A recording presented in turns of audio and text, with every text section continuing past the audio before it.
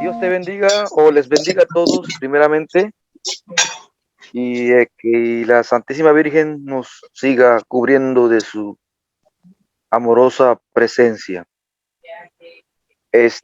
Una vez más le doy la gratitud a Dios y a esta Eh, academia que a lo pertenezco también y sumamente contentos por todos y por lo que Dios está haciendo en cada uno de nosotros. Y para algunos, pues los que no me conocen, quiero volver a presentarme. Mi nombre es Rolando Ovaldía. El texto que voy a tratar más que todo es cómo fui descubriendo y viéndolo de la manera como realmente el texto debe ser interpretado. Como ya sabrán, yo fui pastor y de la iglesia pentecostal, y ya pues algunos sabrán cómo ese texto siempre ha sido, o uno de los muchos textos, siempre ha sido el caballito de batalla entre católicos y protestantes. Empiezo diciendo que usaré solamente la Biblia, no porque no creo en el catecismo ni en los documentos conciliares, sino para mirar el enfoque como yo fui descubriendo realmente. Y para eso, quiero decirles que la iglesia, pues, es apostólica. La iglesia no es bíblica, es apostólica. Pero cuando yo en mi denominación protestante pentecostal y en casi la mayoría, y creo que en todos, como nos basábamos, yo me basaba en la sola escritura, y que todo debe estar basado en lo que dice la Biblia. Y entonces, tomando en cuenta esta doctrina que en ella me aferraba, buscando la verdad, pues creo que Dios usó ese mismo inclinación que yo tenía al amor a la Biblia, porque realmente siento o sigo sintiendo una devoción muy profunda a las Sagradas Escrituras, mas no sentía eso de la iglesia. Cuando poco a poco pues me voy dando cuenta de que la iglesia es la que crea la Biblia y no la Biblia la, la iglesia.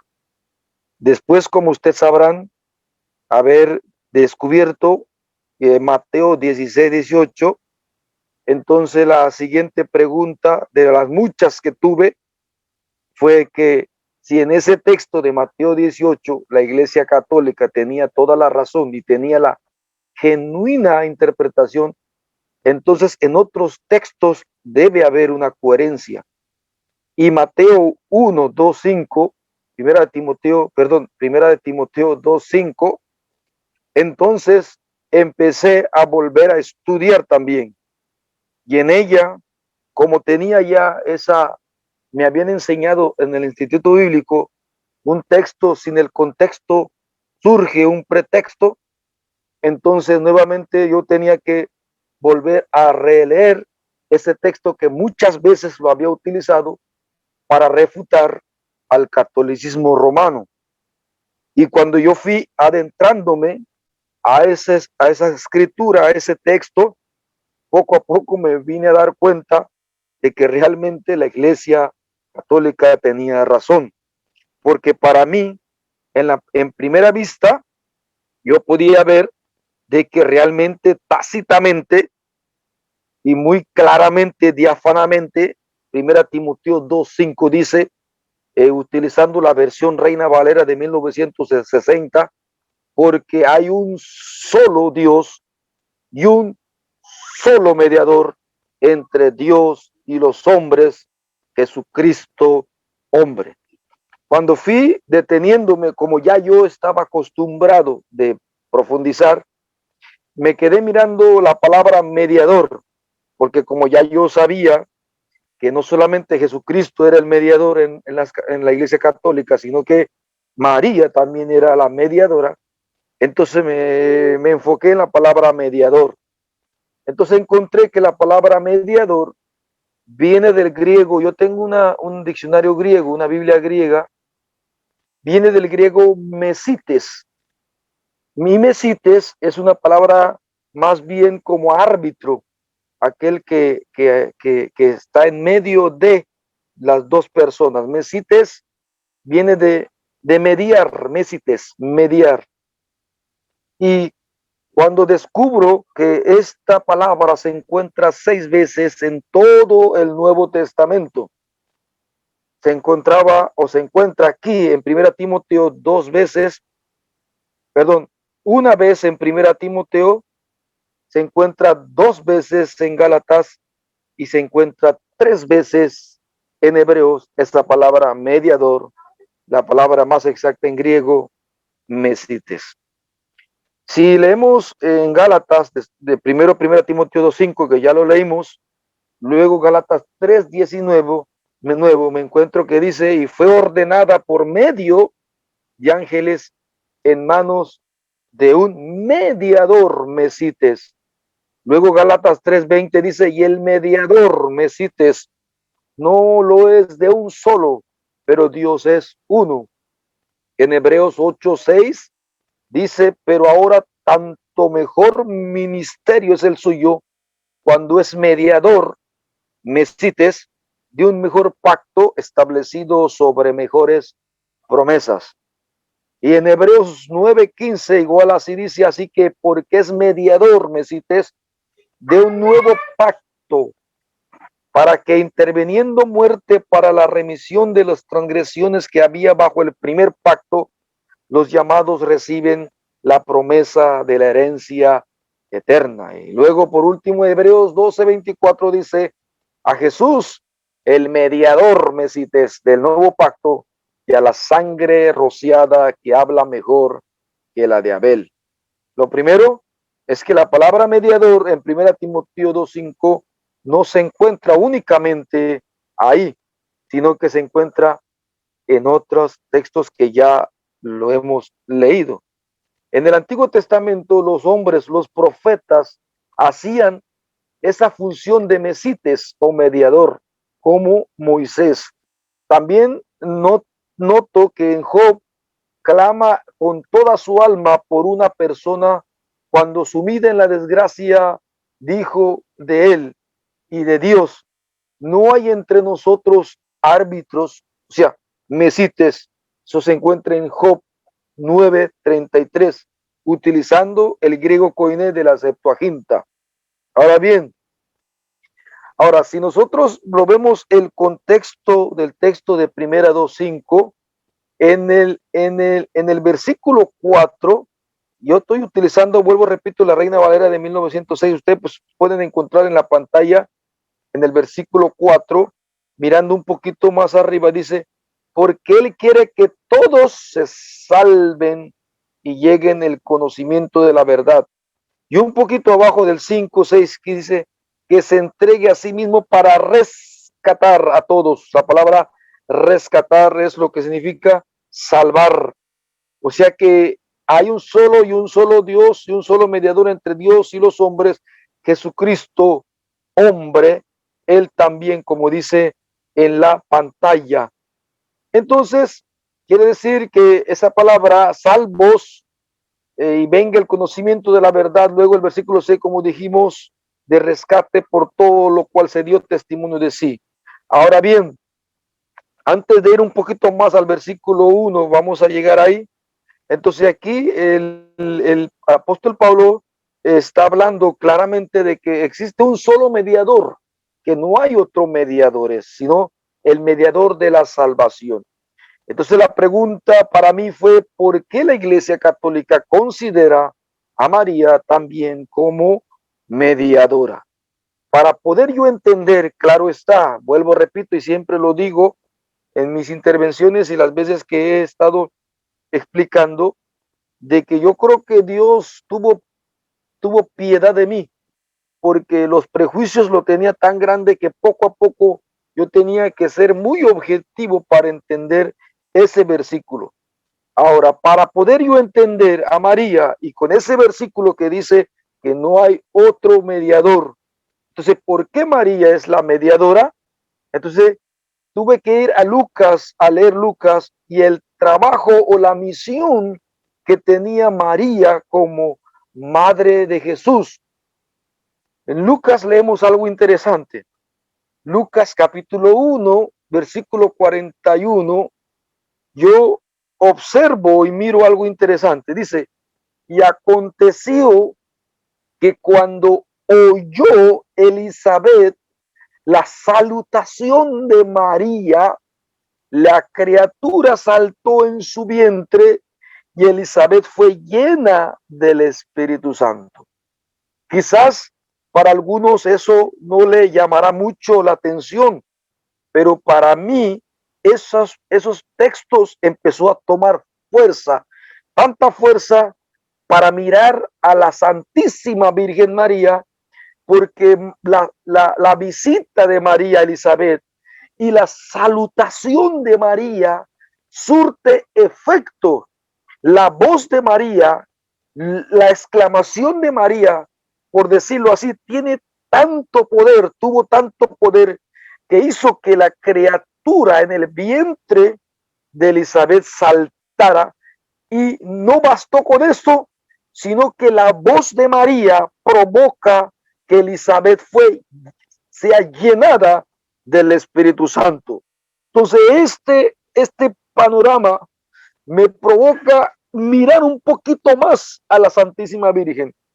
Y en el versículo 42 dice, y exclamó a gran voz Elizabeth, por supuesto. Elizabeth dice, bendita tú entre todas las mujeres y bendito el fruto de tu vientre. Era la segunda vez que se decía de esa mujer, bendita tú entre las mujeres. El primero que lo dijo fue el arcángel Gabriel, y luego ahora Elizabeth repite lo que dice bajo el influjo, bajo el poder del Espíritu Santo. Dice, bendita tú entre las mujeres y bendito el fruto de tu vientre. Luego en el versículo 43, digo esto porque quiero ir poco a poco analizando cómo esos versículos, porque a veces nosotros lo leemos por leer, pero cuando nos detenemos pausadamente y entender lo que realmente el texto dice, entonces va surtiendo el efecto en el alma del hombre. Entonces dice, ¿por qué se me concede esto a mí? Dice Elizabeth, que la madre de mi Señor venga a mí. Aquí podríamos también, aunque no es el tema principal, pero sí es importante para mí la figura de María, porque estamos hablando sobre la mediación de Jesús y por qué María entra en este asunto. Pero quiero mirar un poquito aquí, Señor, la palabra Señor, que en griego es Kyrios. Algunos lo dicen Kyrios, que significa Señor. Y no hay ningún protestante que me desmienta, porque la palabra Señor viene del hebreo que es Adonai. Y Adonai es uno de los títulos que se le da a Jehová entre los protestantes. Y por supuesto aquí nosotros los católicos, Yahvé. Así que al decir Adonai se refería a Dios. Y al decir Kyrios, que es sinónimo, por decirlo así, de Adonai, Kyrios, que es la traducción al griego, estaba diciendo Dios. Muy bien se pudiera traducir o decir de manera tal de que, por Elizabeth, ¿por qué se me concede esto a mí? Que la madre de mi Dios venga a mí. Y a esto también me daba mucha fuerza de mirar a María de manera como ya una, no de las cualquiera mujeres, sino una estrella que alumbra en el firmamento como debe ser. Y luego en el versículo 44 dice, porque tan pronto como llegó la voz de su salutación, dice Elizabeth, de la voz de la salutación, ¿de quién? De María.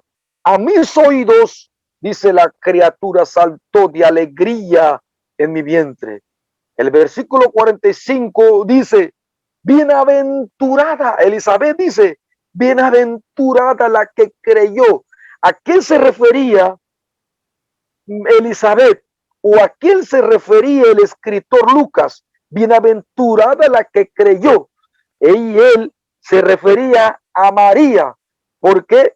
Porque Lucas 1:38 dice, entonces María dijo, he aquí la sierva del Señor, hágase conmigo conforme a tu palabra. Y el ángel se fue de su presencia.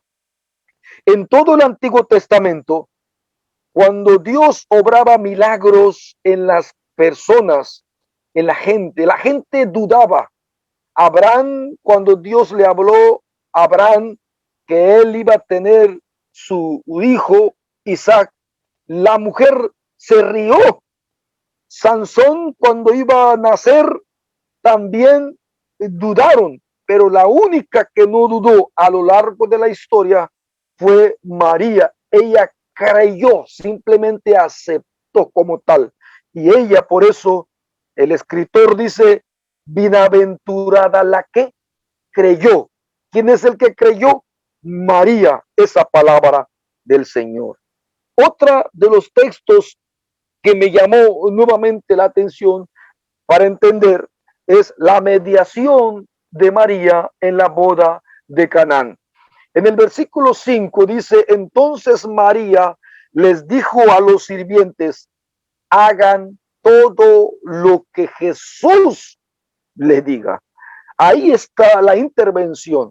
Y quiero hacerle este énfasis en esta parte, mis hermanos que me están escuchando, todos ustedes, este grupo selecto, de que cuando yo digo esto no me siento el mejor de todos los testimonios que he tenido, pero, yo el encuentro, yo con la verdad, era el texto bíblico y con mi conciencia. Cuando yo estudiaba, nadie me lo explicaba, ¿no? Nadie venía, un sacerdote o leer un documento, no. Yo solo en mi escritorio con la Reina Valera al frente mío, porque yo pues sí tenía algunas versiones, la católica no, pero sí tenía otras versiones, pero yo poco a poco miraba y ya mi entendimiento ya empezaba a alumbrar, porque cuando miré esa sencilla palabra, quizás para otros, para mí esa sencilla palabra se volvía como una ráfaga de viento que atravesaba mi corazón y veía la claridad del texto cuando dice, hagan todo lo que Jesús les diga, porque ella ahí estaba interviniendo, estaba mediando ante la gente a Jesús. Ahí había 6 grandes tinajas para agua, las que usan los judíos en sus ceremonias religiosas, y en cada tinaja cabrían unos 100 litros. Y Jesús les dijo a los sirvientes, llenen de agua esas tinajas. Por otra parte, cuando volví al pie de la cruz, cuando Jesús está a punto de morir, cuando Jesús está a punto de expirar, está llegando su momento, los discípulos lo abandonaron, las mujeres estaban al frente de Jesús, el único apóstol que estaba al pie de Jesús era Juan. Y en el versículo 19 de Juan, capítulo 19, Juan 19:5, volví a leer, porque estos versículos yo lo había leído tantas veces, pero ya no era el mismo. Estaba, dice, juntos a la cruz. Se menciona primero la madre de Jesús. Dice, estaban junto a la cruz de Jesús. Primero, su madre y la hermana de su madre, María, mujer de Cleofás, y María Magdalena. Entonces yo tuve que, porque eso era mi costumbre, yo dije, yo quiero saber lo que realmente el texto trata de decir. Entonces me transportaba a ese momento de la cruz, porque hay una cosa muy difícil, digo difícil de la interpretación bíblica, porque a veces como hay un eslabón largo del tiempo, del siglo XX hasta el siglo I, las situaciones no son los mismos, las costumbres no son los mismos. Y cuando yo lo interpretaba al siglo XXI y tenía que transportarme y poder entender y decir, Señor, ayúdame, y yo quiero estar bajo los pies, a los pies de la cruz y entenderla. Y cuando veo que en el versículo 26 dice, cuando vio Jesús a su madre y al discípulo a quien él amaba, que estaba presente, dijo a su madre, mujer, he ahí tu hijo. Después dijo al discípulo, he ahí tu madre. Aquí realmente Juan no es hijo de María, literalmente hablando, no es, pero sin embargo, Jesús le ofrece a Juan que ahí ahora este iba a ser su madre.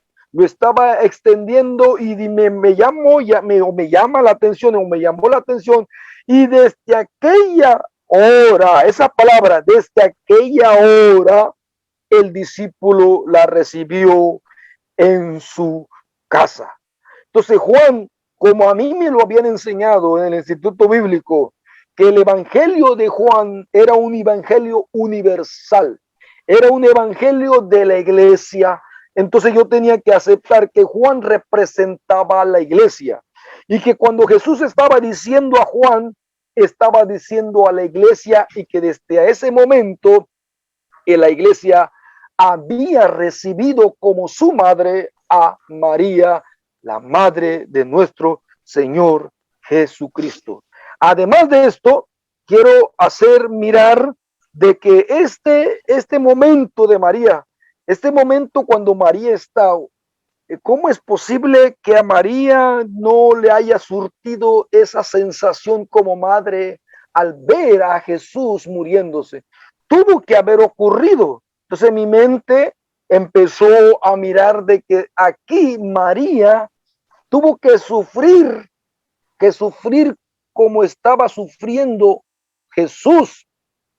Cuando yo me quedé inquieto, yo tuve un amigo, un miembro de la iglesia que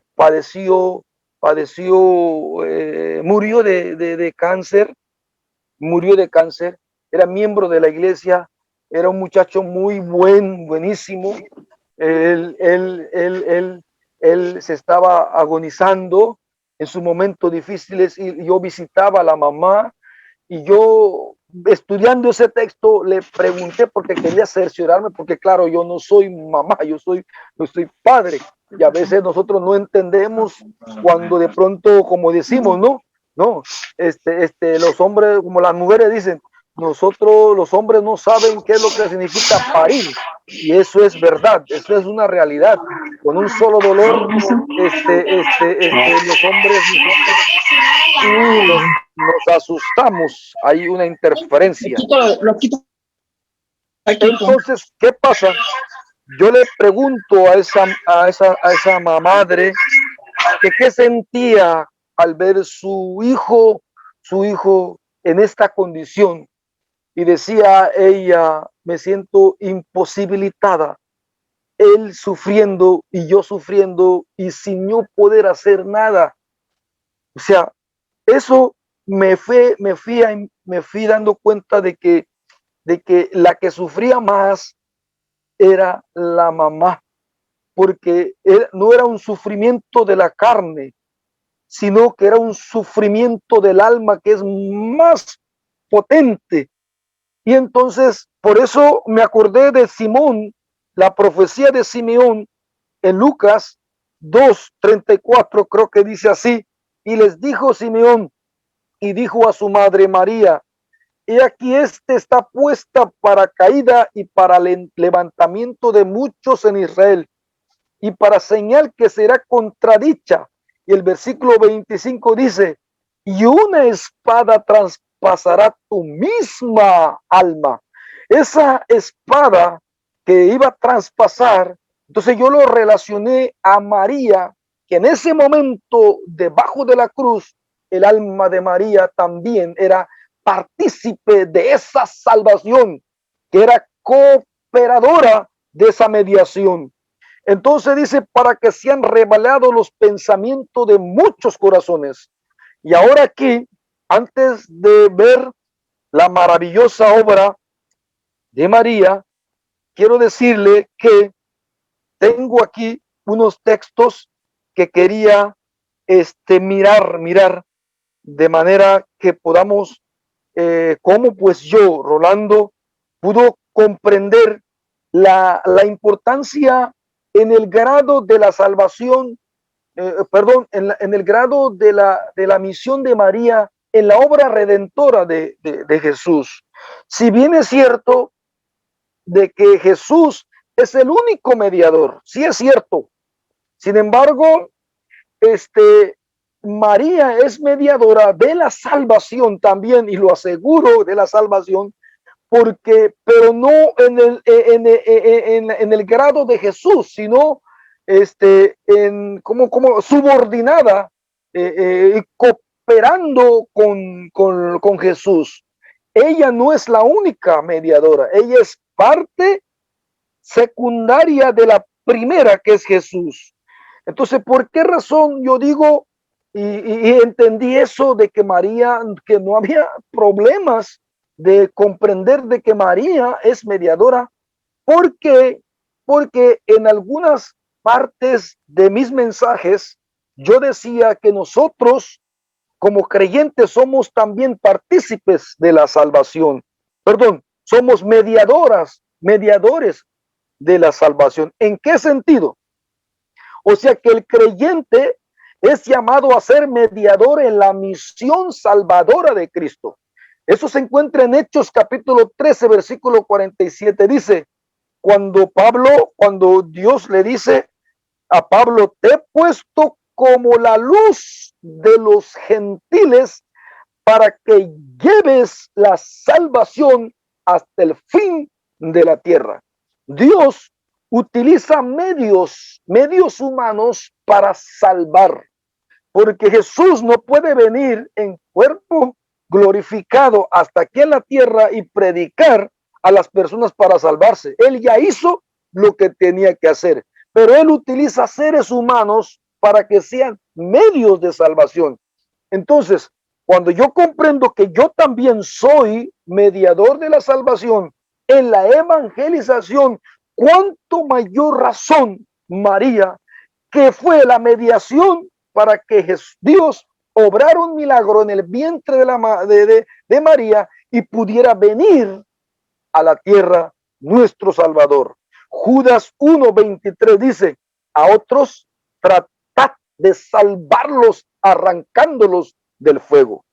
Incluso cuando, como lo estamos diciendo, incluso cuando damos testimonio de nuestras vidas a otras personas, nosotros, Dios está salvando a las personas por medio de nosotros. Primera de Pedro 3:1 dice, si incluso algunos no creen en la palabra, sean ganados no por las palabras, sino por la conducta de sus mujeres, al considerar vuestra conducta casta y respetuosa.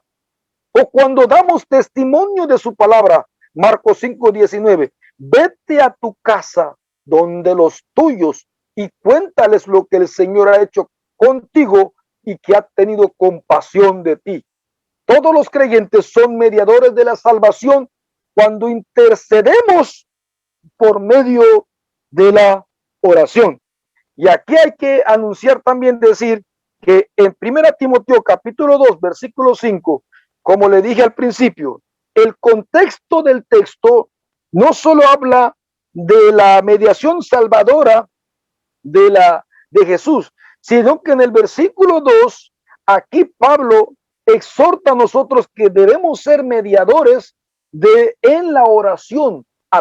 Nosotros mediamos a través de la oración para que la gente se salve, que es otro medio que utiliza Dios por medio de nosotros para que la gente pueda llegar a Él. Por los soberanos y por todas las autoridades, versículo 2, 1 Timoteo, capítulo 2, estoy leyendo, dice aquí en la pantalla, por los soberanos y por todas las autoridades, para que podamos disfrutar de paz y, y, y de tranquilidad y llevar una vida piadosa y digna.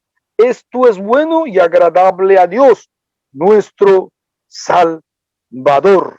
Entonces, cuando vemos que tenemos que orar por los incrédulos, Pablo en el versículo 1, como es que le dije, exhorta que nosotros seamos mediadores en la oración, porque creo que hay que distinguir dos palabras, mediadores en la salvación y mediadores en la oración. Entonces, luego dice en Romanos 10:1, hermanos, el anhelo de mi corazón y mi oración a Dios en favor de ellos es que se salven. Y no solamente somos mediadores de la oración para los incrédulos, sino para nosotros mismos entre nosotros, por todos los creyentes. Primera Tesalonicense 5:25. Hermanos, orad por nosotros. Segunda Tesalonicenses 3:1 dice, por lo demás, hermanos, orad por nosotros, para que la palabra del Señor corra y sea glorificada, así como lo fue entre nosotros. Hebreos 13:18 dice, orad por nosotros, pues confiamos en que tenemos buena conciencia, deseando conducirnos bien en todo. Y luego Santiago 5:16, confesaos vuestras ofensas unos a otros y orad unos por otros para que sean sanados, y la oración eficaz del justo puede mucho. Entonces mi mente, prejuiciado, pudo entender y comprender que no había problema para poder aceptar de que María, al igual que Jesús, pero no con la magnitud, con la explicidad de Jesús, María podía mediar en la salvación. Quiero leer el glosario del Catecismo de la Iglesia Católica en la página 786 que lo tengo aquí. Déjame leer, aquí dice, mediador, mediadora, alguien capaz de unir o reconciliar a dos partes que están separadas o bien opuestas una a la otra. Así pues, Jesucristo es el único mediador entre Dios y los hombres.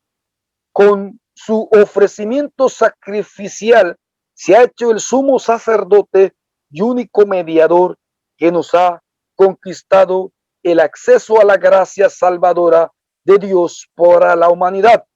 Y ahora bien, dice así, es más, también a la Virgen María se le llama mediadora, en virtud de su cooperación en la misión salvadora de Cristo, que por sí mismo es el único mediador entre Dios y los hombres. Podríamos leer el numeral 718, el numeral 970 y el numeral 1544. Entonces, para mí, personalmente, ya no había con qué yo defenderme, porque ya yo podía comprender en qué sentido María era mi mediadora. Y aquí,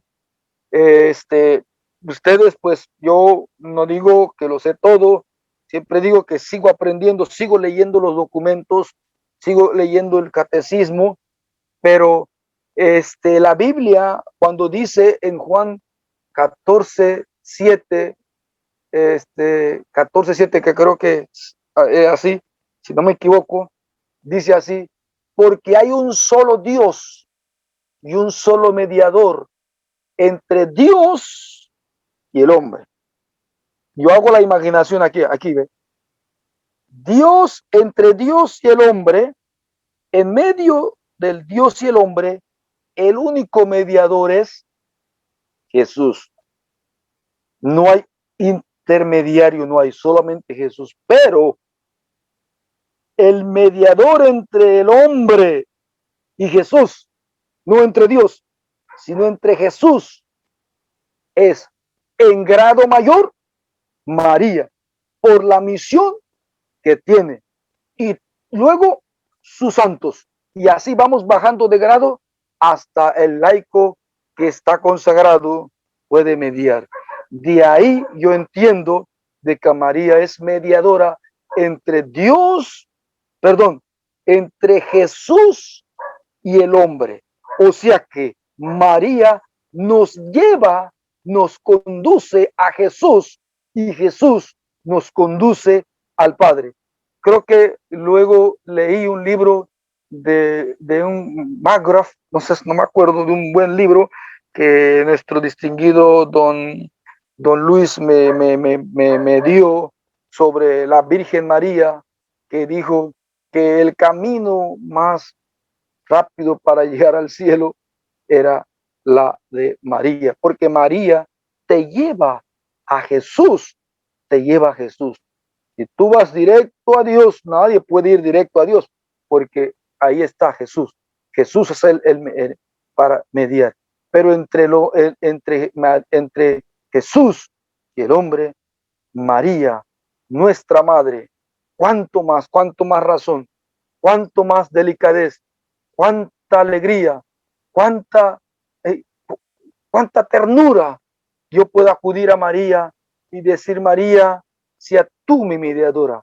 Claro está, como han dicho ya en el catecismo y en los documentos, en el documento que leí sobre luz de las gentes, que creo que en latín es gentium, algo que no me llega, pero en español el documento es luz de las gentes.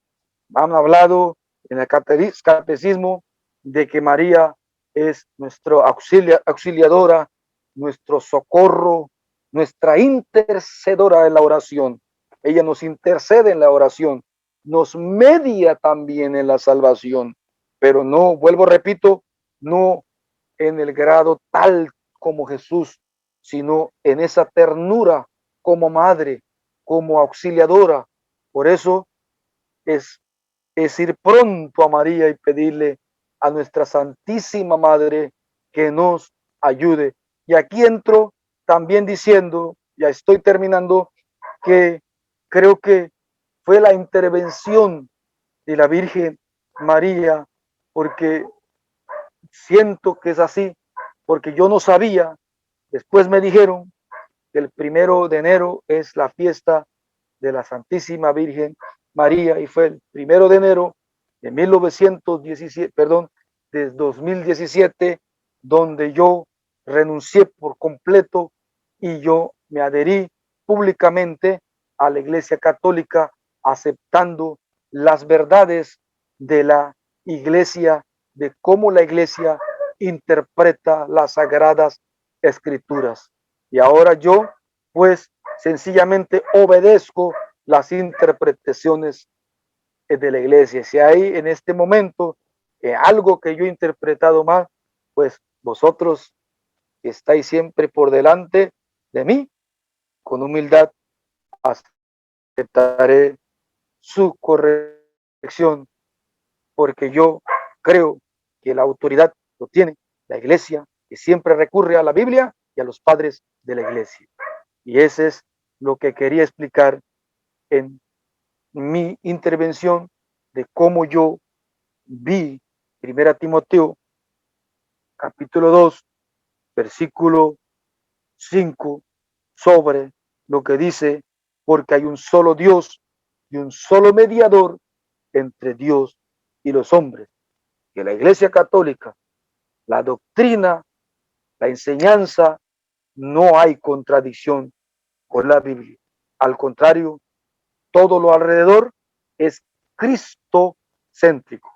Todas las dogmas marianas o marianos, perdón, nos conduce a Cristo, que la iglesia es cristocéntrico. Todo lo que se mueve es que nos conduce a Cristo.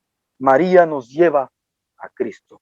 Dios les bendiga muy ricamente, mis amados hermanos, que para mí es un placer y una cosa que como le explico, poder hablar a ustedes de ese versículo donde yo pude comprender y entender. Gracias, que Dios les siga bendiciendo a todos.